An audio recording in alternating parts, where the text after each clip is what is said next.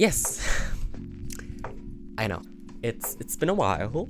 I've been gone for a month, like completely external, completely gone, also from social media and stuff, so it's weird creating content again, but it's good for me, it's good for my brand, it's good for everything I'm doing.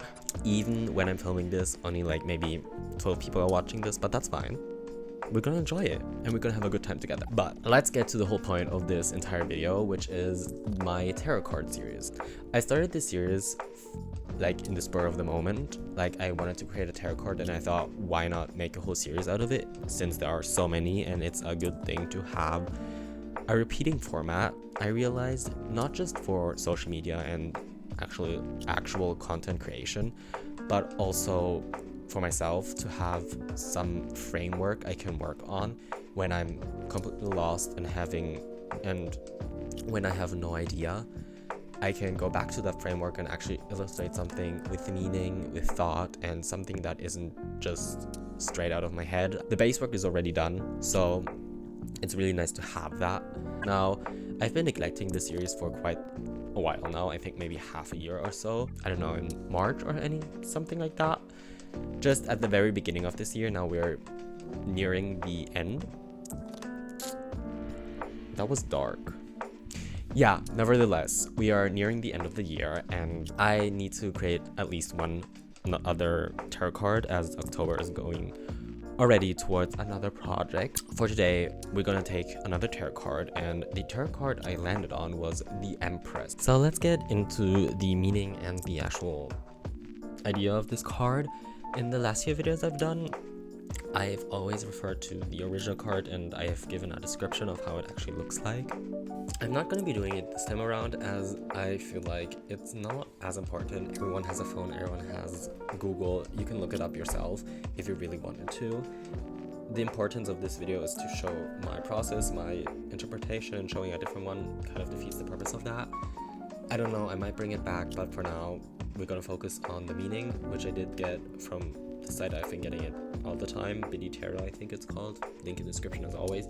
And yeah, so this time I'm going to be presenting the idea of the card very theatrically, one might say. So be ready for that. I'm going to tune that in and enjoy. The Empress card, when pulled, can evoke messages, feelings of femininity, and one's connection to their respective feminine side. While some might translate the term into synonyms of elegance, sensuality, fertility, creative expression, or nurturing, I state coherence in the very same way. When traveling through my mind and beliefs, you'll stumble upon a fundamental understanding of balance.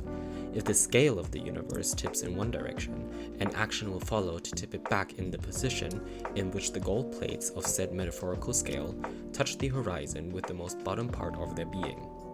This balance can also be translated to one's comfortability with their male and female side, regardless of their gender. The Empress and her divine femininity calls upon the recipient to get in connection with their more feminine side, a connection that allows you to call more creative ideas into your life.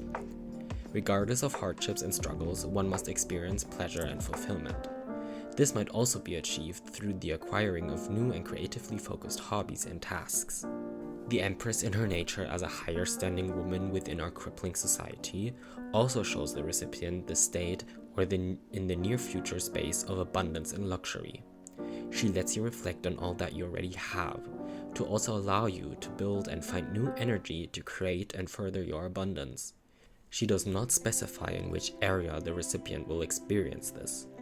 Another part one might need to consider when being faced with her is the reconnecting with nature, touching grass and breathing fresh air. Be considerate of the beautiful nature around oneself and the nature found around the world. As a powerful woman, she brings not just wealth, but also nurture to the table. As a receiver of her message, one can reflect and recognize their own tendencies of motherly nurture. This trait comes from compassion and love, no suffocating strings of self-fulfillment. This motherly effect can also translate to birth or rebirth of either life or idea. Others may receive the more earnest and one might categorize as negative side of her presence. This refers to one's placement back towards themselves. when their focus was placed with someone or somewhere else. A neglect of oneself does not present well with the Empress. She understands the possible resentment one might develop when forgetting one's own cup, and advises against it. In addition, the recipient might be experiencing a specific block in creativity and birth of something new. She states that the flow, in comparison to the fear of others' opinions, stands above all. Whilst the Empress calls upon motherly traits, one might take it too far and is warned by her to rein it in. Let others be creative and free themselves. Most of this can be seen in the illustration I'm making right now. We have 3 different characters that are all female, and 2 characters that are male. The 3 female characters I decided to represent and actually illustrate within this piece, for one, is Mother Nature. She stands in the middle and is the beginning of all. Her gaze is straight towards the reader or the viewer and shows a direct connection and call towards the recipient. Her features, especially in her face, are very alien-like. They're not very human and not very real, especially when it comes to her eyebrows. This was intentional as I wanted to create a feeling of, yes, it's familiar in some ways, like you can see details like the nose or the cheekbones that are very human-like, but in contrast to that, we have those very big brow bones and brows that go back to the hairline and the lack of brows that evoke this feeling of strangeness and unfamiliarity. And I wanted that because Mother Nature, as we know it, is very familiar. We are in constant connection and conversation with nature itself, but we also don't know everything about it. It's different to us in comparison to us.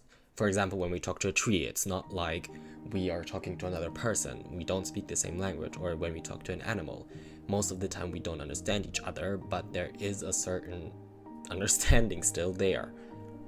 This is what I was trying to evoke, especially within the face features, but more than that, also with the outfit or lack thereof, I wanted to show the revealing nature of Mother Nature itself.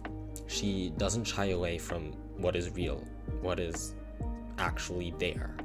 She shows us that everything we do, even if we cover it, is there.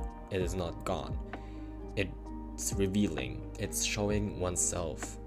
For example, with me, when I'm talking about my experiences, talking how I interpret the terms, the themes, the ideas that are given to me, I'm showing and revealing my own mind, how I think, how I see things, how I interpret things. Some people fear it, some people don't. It's very personal, but as an influencer as well, not to call myself influencer, just to put that out there, but as one does, you kind of need to be open about your opinions and your ability to interpret and actually show that on the internet, because that's what people connect with. That's what people want to see, people want to hear, and people want to feel. On the right side of the illustration, we have a mother figure, or in a more literal term, a mother, a pregnant woman. This woman is holding her baby in the womb, and is very caring. She holds it with full intent, but her gaze is set somewhere else, as she also has this motherly nature to someone else. Her outfits are simple and one-colored, as the focus is supposed to be on the fact that she's a mother. The clothing should not distract from that. It is just supposed to cover, in fact, the areas that are not important. Well, not important in this piece. I decided against hair, as for one, I'm a very lazy artist, as I've mentioned, and I just didn't want to draw hair. Let's be honest about that, and let's be frank about that. Especially dark hair is just annoying for me, and it's a lot of work that I didn't want to put into this. So I decided for a hair wrap that covers her hair. You can see a few flyaways and strands that come out of the hair wrap, but most of it is stuck in there. And now in hindsight, it's actually a pretty nice choice in my opinion, as first of all, in the composition and the design of the card itself, it's very nice, it fits in well, it harmonizes with the other elements. But also, when we think of mothers and pregnancies, all that I specifically see on the internet is the difficult parts of it. Yes, there's beauty to it, I won't deny that, but I see so many hard times of women going through pregnancies that make them feel almost like less. They cover their hair as they didn't have time or the motivation or the actual power to do that and to fix their hair and to be presentable. And it is important to still show that because that's part of it, and not to say that that is negative, that they don't want to make themselves presentable. That is totally understandable. Girl, I can't count the amount of times, and I'm not even someone who can go through a pregnancy, so I can count the amount of times I don't want to make myself presentable. And it's not a problem because that's human, that's normal. And showing that in an illustration and making it in a way aesthetic and beautiful is kind of beautiful, I guess. Now, in contrast to the very simple and one-toned design of the lady on the right, we have the lady on the left. Now, this lady is placed in very thick armor and a lot of drapery, clothing, and just a lot of accessories. She represents the more protective and strong and nurturing side, whilst a pregnant woman is the definition of nurturing. We have this warrior soldier queen that shows nurture within protection. Her gaze is downwards and to the side as she does not want to be seen as someone who is in the foreground. She's in the background, nurturing others to rise to the top, or nurturing her ideas and power to grow, and her not being the focus. Her hands and arms are behind her back in a very formal pose, as women in history have been forced to be very presentable and formal and are strictly allowed to be polite and other things that I don't need to get into. We all know about it, we all have seen it, and it's not all gone yet, unfortunately. So it's just another thing that is represented in this picture, as these are not just cards, these are not just redesigns of tarot cards, these are also commentary on society and the crippling of ours. Now, addressing the male figures on this piece. Now, whilst this card is the Empress and focuses on the feminine energy and femininity and females in general, I did think that adding males is also commentary, as the bottom half of this illustration is supposed to represent the reversed meaning of this card, and in its reverse meaning we have a holding back, a blockage, and a dependence on another thing. In this case, I wanted to show the dependence men have with women. They depend on women for the future, not just with birth, but also in other aspects such as job fields and the career field, as we need more perspectives, we need other opinions, we need progressive ideas that can further and actually innovate what we already have, and taking into account views that we haven't in historically is important and actually very smart and very intelligent to be using.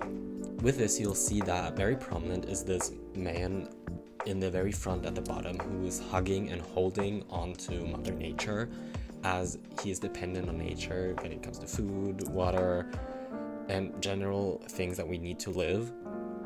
Just imagine the most bottom part of the pyramid of needs, and he's holding on. We can't see his face as he's ashamed, and we can only see his back because he's turning his back towards others whilst focusing on himself and his own needs, trying to hold on to this female power that he is losing and he doesn't really have. Once again, we have the idea of having nothing on, just this tarp across their shoulders as they're trying to hide something, but it's very clear and very obvious that they need something, and that is just shown within the revealing part of the whole muscular back and muscular arms. Another male counterpart I added was another guy in the right hand corner in the bottom. He isn't as obvious as the other one, but it's still important to mention him because he is fully slumped down. We cannot see any other part of his body except for his shoulder blades and the top of his head, as his head is looking down and hanging down towards the ground. That is supposed to show this blockage and the giving up, not being able to proceed and just sitting there,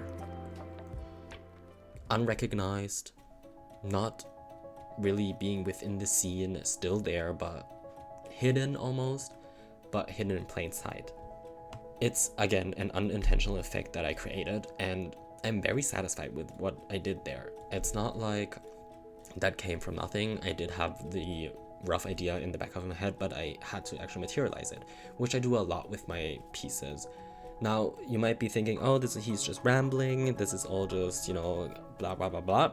But, whilst it is, I won't deny that, it's also something that is constantly stirring in my mind while I'm actually painting, drawing, illustrating.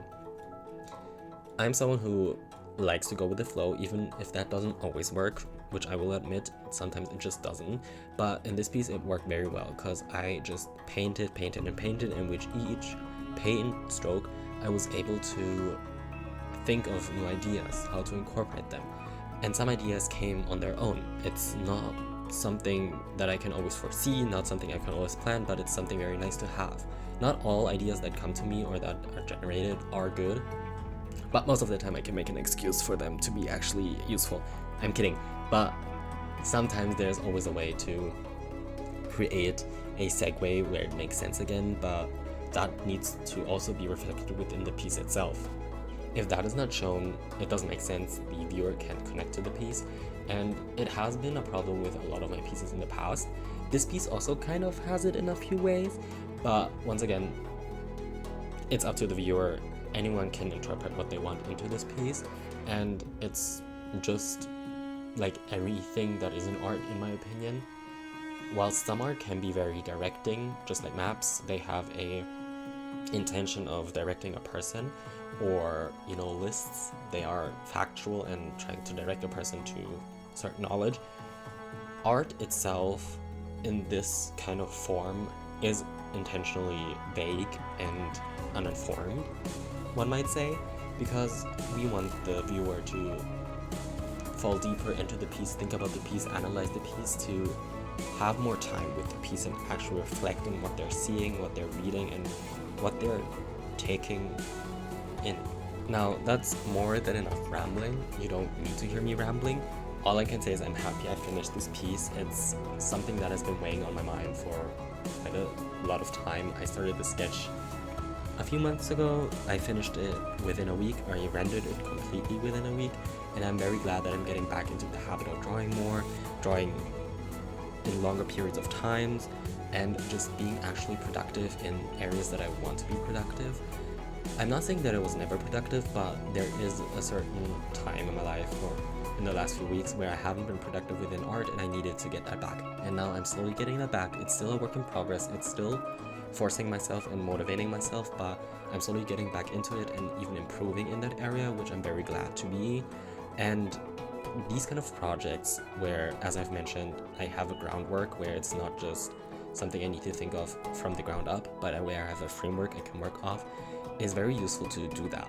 Getting into habits and actual situations in which I can be continuously productive is very useful for me. It makes me feel fulfilled and have abundance, like the Empress card tries to reflect. Other than that, I'm just happy to have this finished, because I have a lot of other projects that I'm planning to be doing, and I'm soon going back to uni.